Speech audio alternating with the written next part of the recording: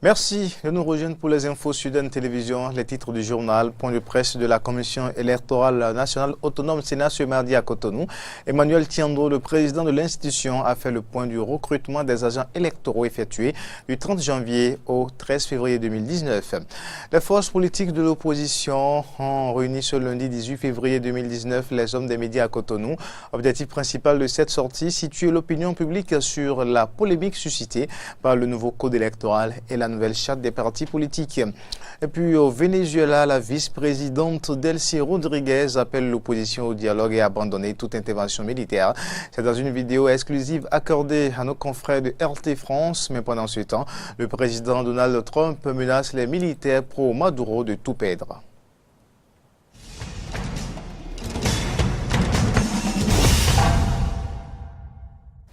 Merci de nous rejoindre les détails de cette édition. Dans le cadre de la préparation du scrutin du 28 avril prochain, la Sénat, la Commission électorale nationale autonome a procédé du 30 au 13 février 2019 sur toute l'étendue du territoire national à une opération d'inscription des candidatures pour le recrutement pour des agents électoraux, à savoir les coordonnateurs d'arrondissement, leurs assistants et les membres des postes de vote. Au cours d'une rencontre avec la presse ce mardi 19 février, les membres de la Sénat ont fait le point des candidatures enregistrées.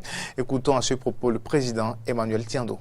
En attendant de mieux affiner nos chiffres, nous pouvons déjà indiquer que sur un total d'un peu moins de 45 000 agents à recruter, toutes catégories confondues, nous avons enregistré plus de 123 370 candidatures réparties comme suit. Au poste de coordonnateur d'arrondissement, CA, sur un besoin attendu de 546 agents à recruter, il a été enregistré 44 188 candidatures, soit 3 642 candidatures supplémentaires, ce qui donne une chance de 7,8% au candidat par poste.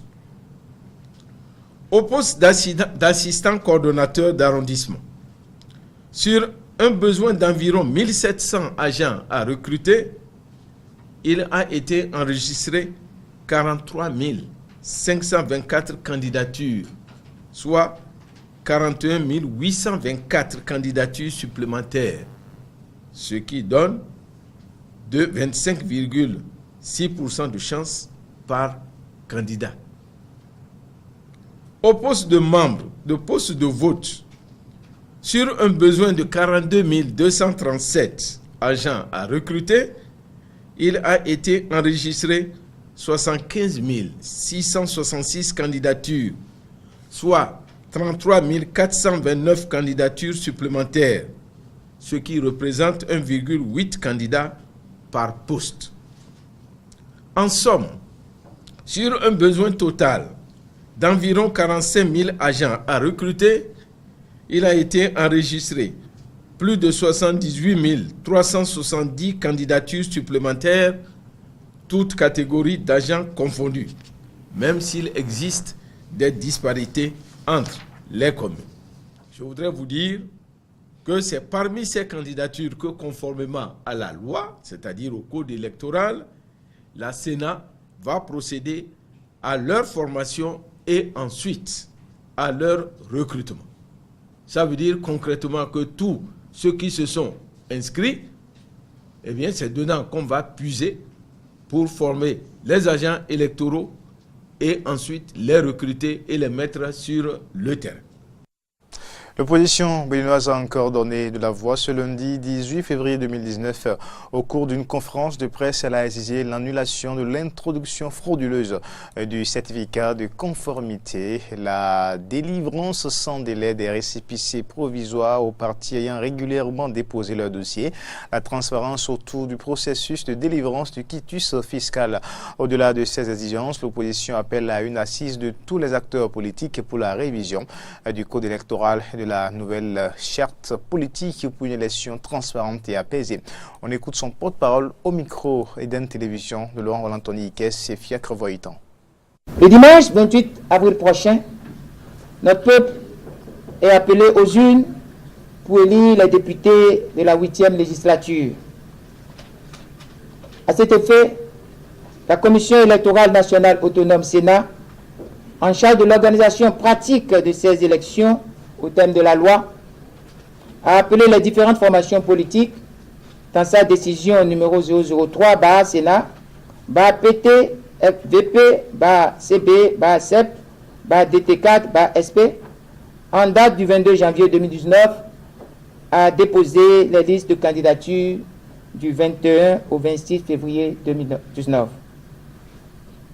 La Sénat, dans la même déclaration, a indiqué en guise de rappel la liste exhaustive des pièces devant obligatoirement figurer dans le dossier de déclaration de candidature de chaque parti politique.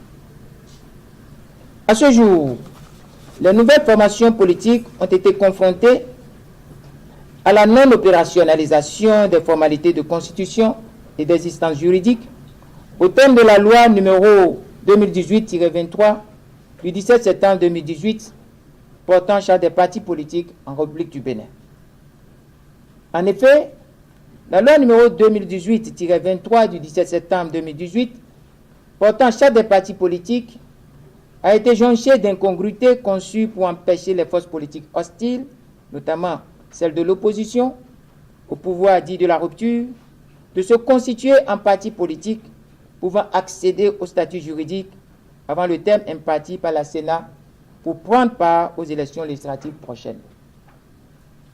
Le gouvernement, la Cour constitutionnelle, la Commission électorale nationale autonome, le ministère de l'Intérieur et de la Sécurité publique et la majorité mécanique de Patrice Talon nous acheminent vers une crise sans précédent dans l'histoire de notre démocratie, si enviée dans le monde. Les déclarations du ministre de l'Intérieur et de la Sécurité publique, M. Saka Lafia, en évoquant l'institution d'une mesure transitoire non prévue par la loi, constituent une atteinte grave et inacceptable à la loi portant charte des partis politiques et au code électoral.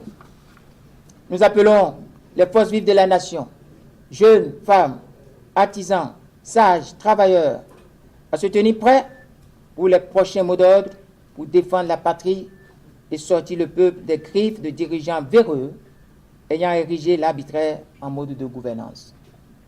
Nous appelons les forces vives de la nation, jeunes, femmes, artisans, sages, travailleurs, à se tenir prêts pour les prochains mots d'ordre pour défendre la patrie et sortir le peuple des griffes des dirigeants véreux ayant érigé l'arbitraire en mode d'ordre de gouvernance. Je vous remercie.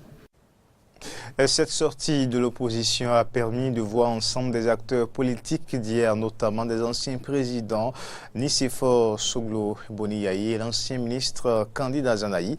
Les Béninois se prononcent non seulement sur cette retrouvaille entre anciens adversaires politiques, mais également sur leur déclaration face à la presse ce lundi. Propos recueillis par Frédéric Espoir Mambou et Romaric Devauchy.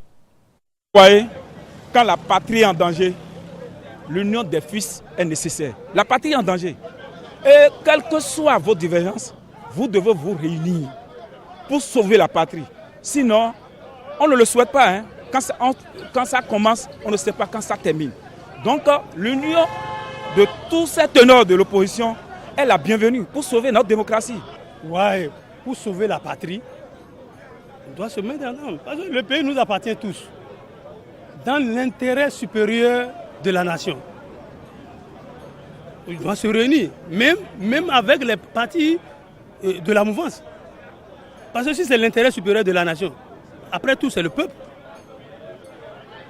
Donc, ils doivent se concerter et dire, bon, faire des propositions concrètes. Et là, maintenant, chacun va jouer sa partition. Ces anciens politiciens ne veulent pas, c'est toujours c'est eux. Ils ne veulent pas toujours céder la place à la jeunesse. Puis hier, c'était une joie totale chez moi. Parce que quand on voit l'honorable Azanaï et le président Soglo et le président Yahi ensemble, comme le disait l'autre, quand deux verbes se suivent, je pense que le second se va te mettre à l'effectif. Donc je pense que ceux qui sont de l'autre côté doivent se ranger. Quand on dit Yahi à Zanaï, l'équipe est déjà au grand complet pour le Classico du 28 avril prochain. Là, se sont réconciliés encore. Nous allons prier Dieu. Dieu l'a toujours demandé, malgré tout ce que l'homme va te faire, il faut toujours le pardonner. Si aujourd'hui, ces deux se sont pardonnés, je pense que c'est pour l'intérêt général de la nation. Je suis très ravi, très content. L'enjeu politique, c'est le Bénin, aujourd'hui.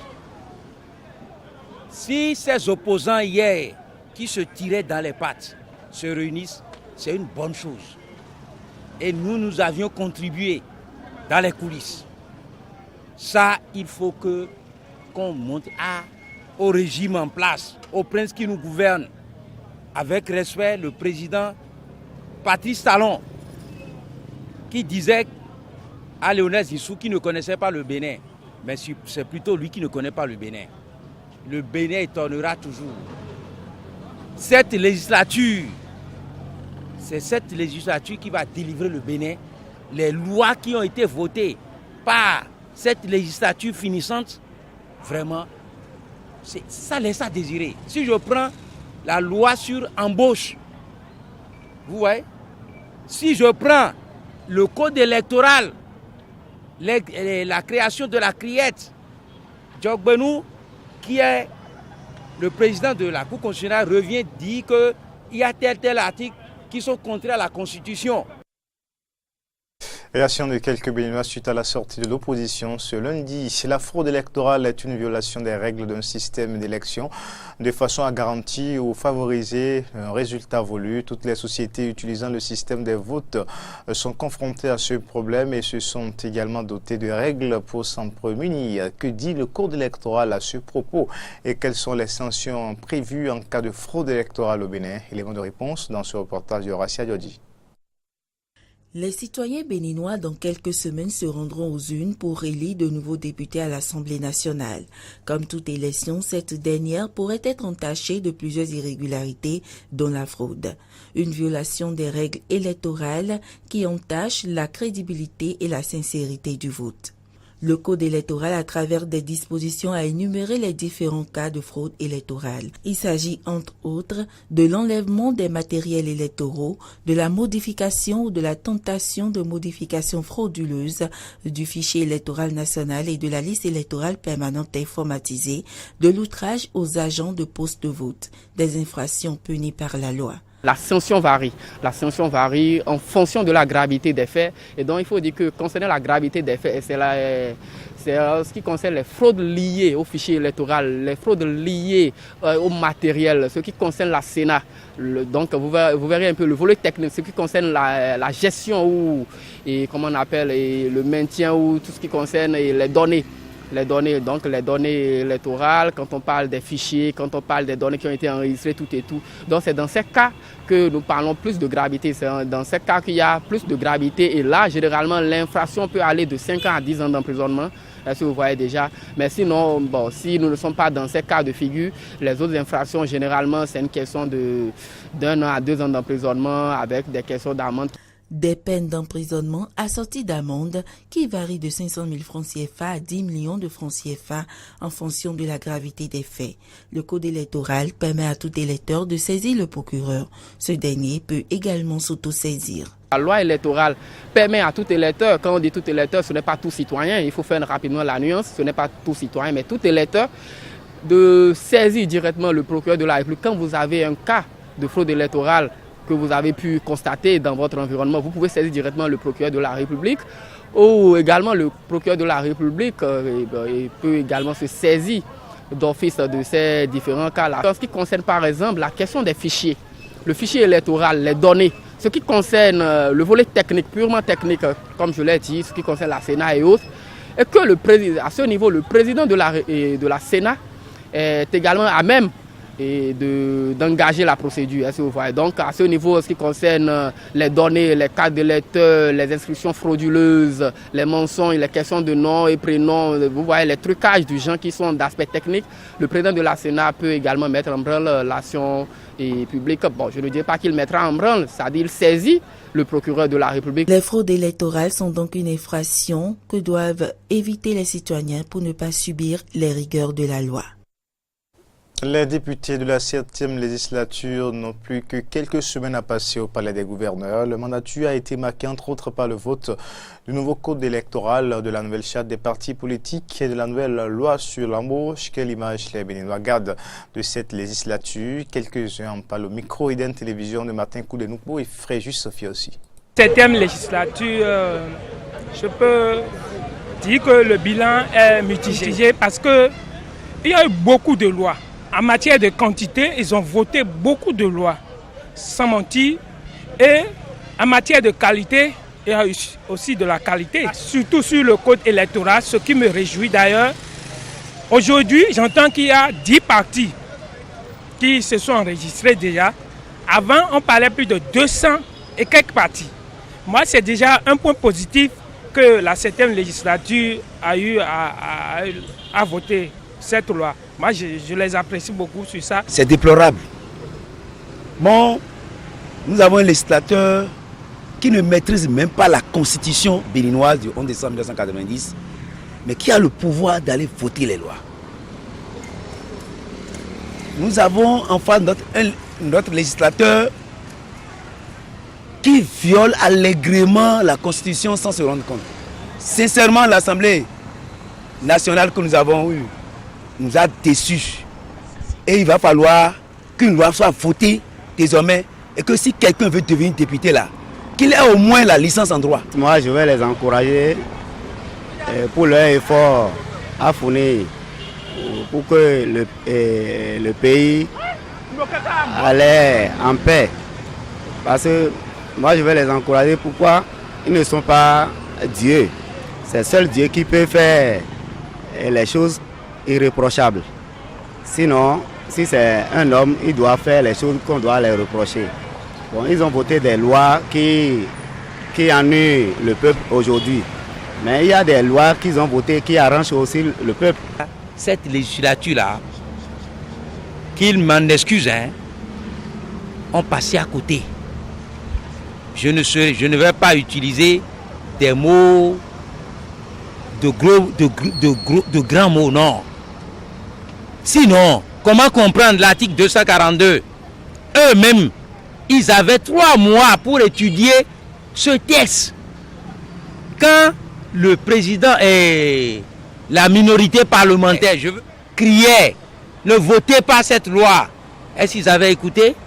Mais aujourd'hui, si c'est les 59 députés qui vont à la Cour constitutionnelle et à la Sénat, vraiment, ça prouve que tout ce qu'ils ont voté là, c'est contraire à l'avis du peuple.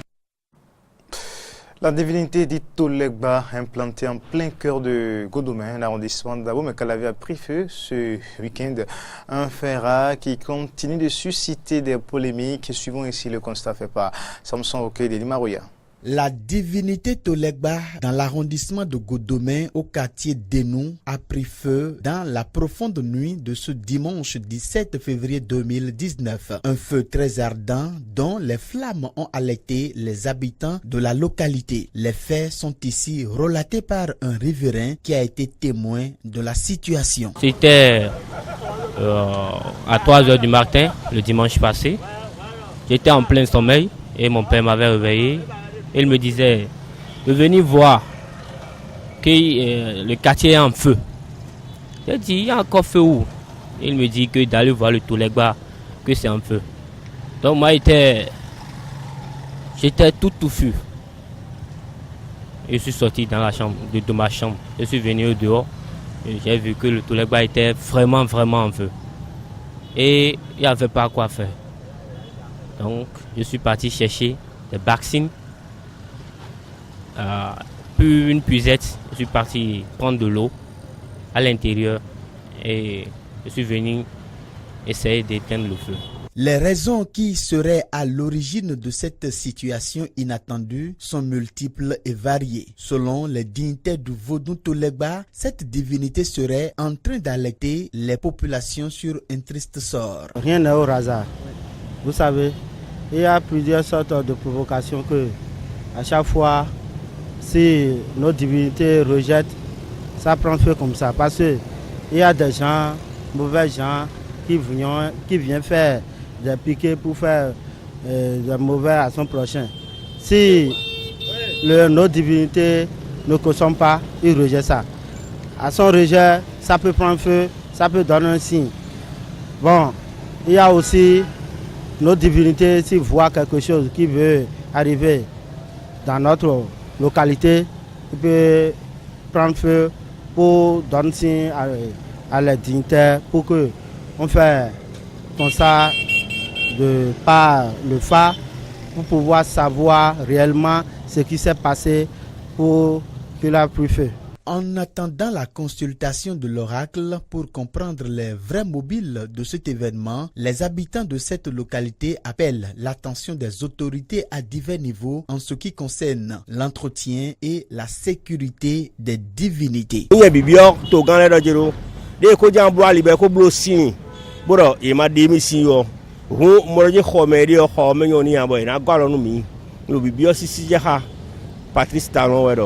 Ni gwalo no mi lo tenu fi bono fi to le gba de o mi ablo khoda gbodo taton bona blo fi odo bo na jardin façon de bo au lieu de repère de bo mele wa e mo do fi lo dion o ko do menu mi ton lo le zidaga lo bibio si jaka mi ton préfet we do ni ke klen bo gwalo mi lo tenu fi lo bibio si jaka George Badawe. Une séance de consultation de FA est donc prévue dans les tout prochains jours afin de comprendre le vrai sens de cet événement et de savoir les dispositions à prendre. La nouvelle sur le continent, à quelques jours de l'élection présidentielle le dimanche et au Sénégal, les habitants de Dakar espèrent que le vainqueur permettra de diminuer le coût de la vie et de décentraliser certains services. 5 candidats sont en liste, dont le président sortant Macky Sall qui entend briguer un deuxième mandat et poursuivre son plan de développement censé mener le pays vers la voie de l'émergence. Écoutons la réaction de quelques Sénégalais. Nous, on n'a pas tout est concentré à Dakar, on doit décentraliser. Et tout ce qu'on a, même une toute bout de papier, si tu le cherches, il faut que tu viennes à Dakar. C'est pas normal. Et bon, je crois que Sonko, j'ai une fois entendu ça, il disait ça. Nous attendons à ce que le coût de la vie vraiment soit diminué. Les denrées alimentaires sont très chères à Dakar. Le transport est cher à Dakar. La communication est chère à Dakar. Tout est cher. Nous attendons. Quand un pays est émergent, ce n'est pas une déclaration. C'est quelque chose que tout le monde ressent à son niveau. Ici au Sénégal, vous savez, la pauvreté, elle est là, détectable à l'œil nu. Donc, ce serait vraiment cynique de nous parler d'émergence. Le peuple souffre. On a des problèmes partout. Nous, les femmes, on nous donne des financements. Et puis nos enfants travaillent, nos enfants étudient. Il a donné des bourses. Évidemment qu'on ne peut pas satisfaire tout le monde. Mais quand même, Macky Sall, moi je ne cesserai jamais de lui dire merci à tout prix. Hors de l'Afrique, le président américain Donald Trump a gravement mis en garde lundi les chefs militaires du Venezuela, estimant qu'ils couraient à leur perte s'ils refusaient de se rallier à l'opposant et président autoproclamé Juan Guaido. Les détails avec Laurent Anthony Ikes. Le président américain Donald Trump a gravement mis en garde lundi les chefs militaires du Venezuela, estimant qu'ils couraient à leur perte s'ils refusaient de se rallier à l'opposant et président autoproclamé Juan Guaido. Les yeux du monde entier sont braqués sur vous aujourd'hui, a averti Donald Trump dans un discours prononcé à Miami devant la communauté vénézuélienne de Floride. Il a exhorté les officiers vénézuéliens qui restent loyaux au président Nicolás Maduro à laisser entrer l'aide humanitaire dans leur pays.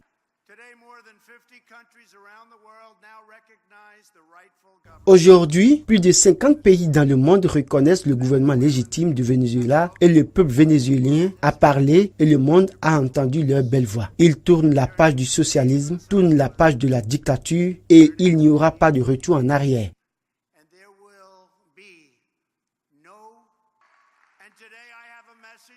Et aujourd'hui, j'ai un message pour chaque fonctionnaire qui aide à garder Maduro en place. Les yeux du monde entier sont sur vous aujourd'hui, tous les jours et tous les jours qui arrivent. Vous ne pouvez pas ignorer le choix qu'il faut faire. Vous pouvez choisir d'accepter l'offre généreuse d'amnistie du président Guaido pour vivre votre vie en paix avec vos familles et vos compatriotes.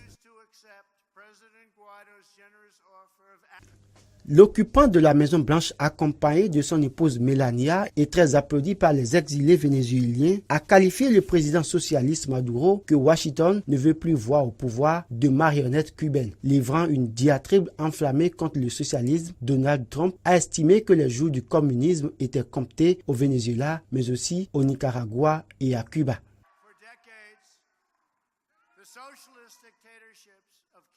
Depuis des décennies, les dictatures socialistes de Cuba et du Venezuela s'entraînent l'une l'autre dans une marchandage corrompue. Le Venezuela a donné du pétrole à Cuba en retour. Cuba a donné au Venezuela un état policier dirigé directement depuis la Havane. Tout en disant préférer une transition pacifique, Donald Trump a répété que toutes les options étaient sur la table concernant ce pays secoué par une grave crise économique qui a provoqué l'exil de plus de 2,3 millions de ses habitants selon l'ONU. Et puis pendant que le président Trump menace les militaires pro-Maduro de tout perdre, la vice-présidente du Venezuela, Delcy Rodriguez, préconise la voie du dialogue pour régler la crise. Et pour elle, l'opposition doit abandonner toute intervention armée. Écoutons Delcy Rodriguez dans une interview exclusive accordée à nos confrères de RT France. Nous soutenons l'initiative des gouvernements de l'Uruguay et du Mexique appuyés par la Bolivie et la communauté des Caraïbes. Il faut trouver une solution par la voie du dialogue et essentiellement tout en respectant la souveraineté du Venezuela, l'autodétermination du peuple vénézuélien. Le président Nicolás Maduro a soutenu cette initiative afin de progresser et trouver un moyen qui permettra à l'opposition vénézuélienne de se mettre à la table des négociations pour trouver un terrain d'entente et abandonner l'idée folle des appels à une intervention militaire. La Constitution prévoit un référendum. Par exemple, le président Nicolás Maduro a appelé à demander au peuple s'il voulait une nouvelle élection parlementaire au Venezuela. Ces mécanismes sont prévus par notre Constitution et servent à renforcer la démocratie au Venezuela. Tous les mécanismes possibles qui protégeront le pays d'une grave menace posée par le président américain Donald Trump qui menace le Venezuela d'une intervention militaire. Il faut protéger le Venezuela et notre peuple de cette violence insensée et de la guerre. Du sport, avant de boucler cette édition, le tribunal arbitral du sport TAS a commencé lundi à Lausanne à examiner le recours de la Sud-Africaine Caster Semenya contre le nouveau règlement imposé par l'I2AF aux athlètes féminines, produisant naturellement beaucoup de testostérone. Détail. Le tribunal arbitral du sport a commencé lundi à Lausanne à examiner le recours de la Sud-Africaine Caster Semenya contre le nouveau règlement imposé par la Fédération internationale d'athlétisme aux athlètes féminines produisant naturellement beaucoup de testostérone. Caster Semenya, double championne olympique du 800 mètres, conteste le nouveau règlement imposé par la Fédération internationale d'athlétisme. Le nouveau règlement de la Fédération internationale d'athlétisme impose à ces femmes hyperandrogènes de faire baisser avec des médicaments leur taux de testostérone pour participer aux épreuves internationales du 400 mètres au mile. Semenya est entré dans le bâtiment du tribunal arbitral du sport sans un mot mais en faisant le V de la victoire avec ses doigts. Aujourd'hui, il y aura des déclarations liminaires, puis des espèces et des témoins, dont mademoiselle Semenya. Mais toute la semaine sera importante. Les preuves seront évaluées à la fin du processus cette semaine, a expliqué Norman Arensi, avocat en chef de la Fédération sud-africaine d'athlétisme, qui s'est dit plutôt optimiste pour l'athlète. L'audience doit durer 5 jours pour se terminer vendredi. Un processus assez long pour le tribunal arbitral du sport selon Mathieu Ribes, le secrétaire général du tribunal suprême en matière de sport. C'est la fin de cette édition, mesdames, messieurs. Merci de l'avoir suivi. Au revoir et à très bientôt.